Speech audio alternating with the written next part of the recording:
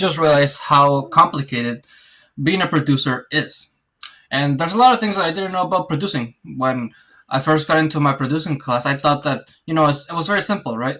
They're the ones responsible for getting the money for it, for setting everything up. Well, wrong. Apparently, the main thing a producer does is make sure that the movie that is being pitched is the one that is being made. So, for example, if the movie has a certain amount of scenes, right? And the director wants to add another scene, the producer is there to make sure that the director doesn't do that, because if the director does that, then, well, that's not what the producer pitched to the investors. And so, he lets the director know that that is not possible, and therefore, less money is spent, less time is being used. Also, whenever a director does want to do something like that, they usually have to cut another scene out because the movie can't be too long. It has to be the amount of time that the producer pitched to the investors, because if the investors are not happy, then, well, the producer, that means that probably means that it didn't do a good job. Well, not the producer itself, the team behind them, right? There's also the creative development. I think it's like, let me search in my notes what it's called, but there's a higher role that makes sure that the picture that is being made is the one that becomes successful. If it doesn't become successful, then it's a bust.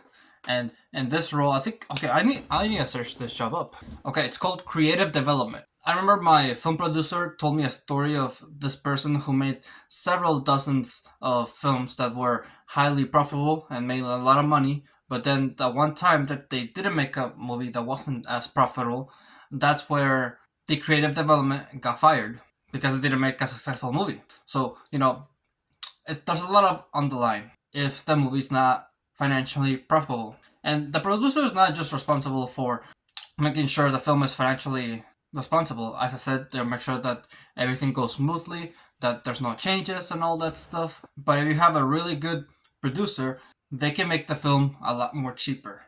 For example, there's this other movie that my film professor made where she was a producer for some film that they were doing. I think it was like a movie about old men who were trying to do like a heist.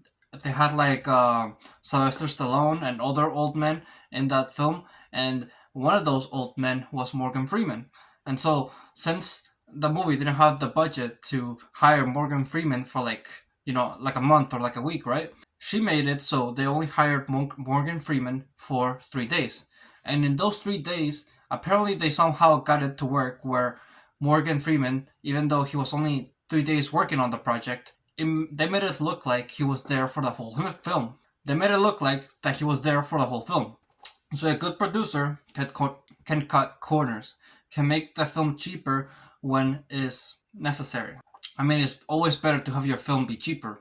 Another example is the one that she told us, where every year my school does a project for the producing 3 class, who are like on a higher level on production, where they take a script that anybody can submit, and my professor chooses the one that she likes the most.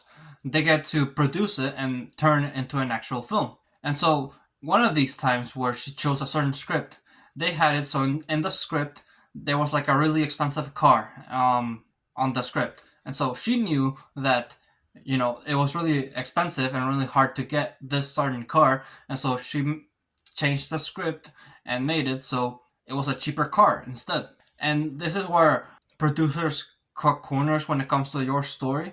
There's certain things that producer does that makes it so it interests the investors more. Change certain details that make the film more appealing, more interesting. And this is where you sacrifice your creative freedom. Because I think I mentioned this in a previous video, but would you sacrifice, another person changing your story, changing elements from it, if it means your film gets made? This is probably something that producers have to worry about more. I know, not producers, I mean like screenwriters have to worry about more, because that's their whole focus. They think about day and night how to make their film script as engaging and emotionally packing as possible. And so having another person come in and destroy that, it can be really impactful. It can be really, heartbreaking, right? Probably not the same when it comes to directors, if they see a certain change, they'll probably just comply with it. A lot of people have the misconception that directors have power of all else, that they can change things if you want. As I mentioned before in the previous example, um, you know, certain director. The example that I gave was based on a true story, by the way. These are all like stories that my professor told me. This certain director tried to add a scene that had rain in it, and it wasn't possible because there are certain limitations, money, time, the film being too long, all that stuff. So the director was forced to just move on, to forget his idea, right? And I guess now that I think about it, being a director does impact being a screenwriter in a certain way, where your idea is kind of just thrown off to the side. But that's the role of the producer. They have to make sure that the what you pitched, that the script that you pitched, with the certain tweaks on it, in order to make the investors more interested into investing into your film, gets made. Because if you fail to not deliver on what you promised, then your investors are not going to be willing to invest on you again. That's just how life works in general. If you don't, your word is really powerful, and if you go against your word, that makes it so people are less likely to trust you. So in a way, a producer is someone who keeps you accountable to your word. You agreed to doing this project, and you're gonna follow up with everything that was promised. A producer, if I could break down what a producer does in 3 words, it could be, well, not the words, but like 3 things that the producer does is finding money, finding the project, and finding distribution. So let's break everything down. Find the project. This is very simple. This could be just finding your script and pitching it to investors. That's how you find the project and then find the investors. And the way that a producer finds your project is through an agent. I don't know too much about this when it comes to finding like an agent. When it comes to this aspect, I think there's like a pyramid chain that, like, for example, your agent, you meet your agent through networking and getting to know people, right? So your agent contacts maybe the assistant of a producer, and then the assistant talks to the producer, and then the producer sees, like, thinks about and maybe knows about your script, and if he likes your script and your idea, then maybe he goes to investors, and then investors go to, like, have their own thing, and then if they like it, then they'll invest on your film, and that's how it'll get made. That's how I believe it's made. I'm not 100%. This is just based from what my professors told me. My professor is very credible source, because my film professor was the producer of and other films that I already forgot. But other film, like, I remember she mentioned she also made a, like, this romance film where Hugh Jackman was in it, and she got to meet Hugh Jackman, and they competed for a coat. I don't want to get into that because that's her story, but what I'm trying to get at is that my professor is very credible. So the information that I'm trying to give you, probably correct. So don't judge me. But as I get more experience with how to get my film made, how to eventually, the thing is, my plan is to eventually produce my own films. Well, invest in my own films. As I said before, producing is finding the money and project and the distribution, which I should probably explain distribution too.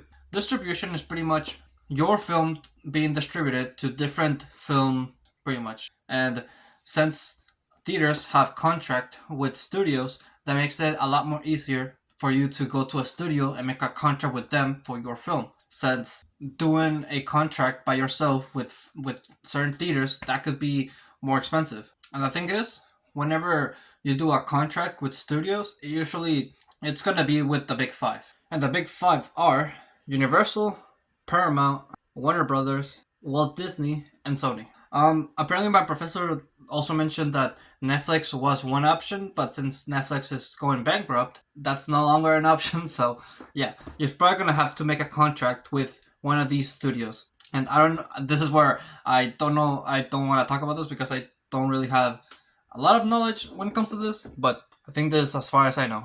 I'll update you guys when it comes to my experience with, if I eventually do have a film that I make and I pitch it to a studio.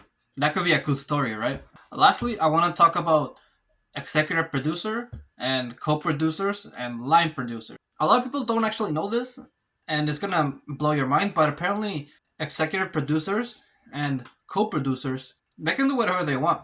They could be, helping around set. They could not do anything. They could just be there on set, just like, completely do nothing and still get the executive producer role. And it could also mean other things, like they could be doing a lot of stuff on set. And, they could still be called executive producer and co-producer.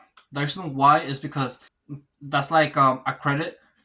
Being an executive producer is just like, credit. Like, for example, if when you look at the movie credits, executive producer is probably the ones that come towards the beginning of the credits, behind, the actors and directors and writers. And yeah, it could give you like a lot of attention and a lot of recognition. That's why my professor told me that apparently some people would rather not get paid and instead get the executive producer title. That way they can get recognized and have their name out there. Same thing with co-producer. They could do anything. They could do a lot of stuff or little stuff on the production process. At the end of the day, the co-producer title is just there to, just for you to see it. But the actual co-producer is the line producer. This is what you think producers does. Same thing. Gathers people, helps with budgeting and stuff. A line producer is pretty much what you think a producer does. So I would say the line producer is the actual co-producer. Hopefully you found this useful. Now that you know how everything connects, how the producer is really important. This is probably not something that you're gonna have to think about right now, because if you're like me, you're probably not as advanced in filmmaking as other people are. You probably like don't make any money when it comes to your films at all. But eventually, you are gonna make money on your films. You eventually wanna pitch your film, right? And so knowing where to start, knowing that you have to get an agent and then your agent contacts a producer, right? Knowing this can be really helpful. Just keep it in the back of your head, all this, everything that I said. With that, thank you for watching this video. If you liked it, make sure to leave a like. Subscribe if you're new, if you like my channel. And always remember to live your life.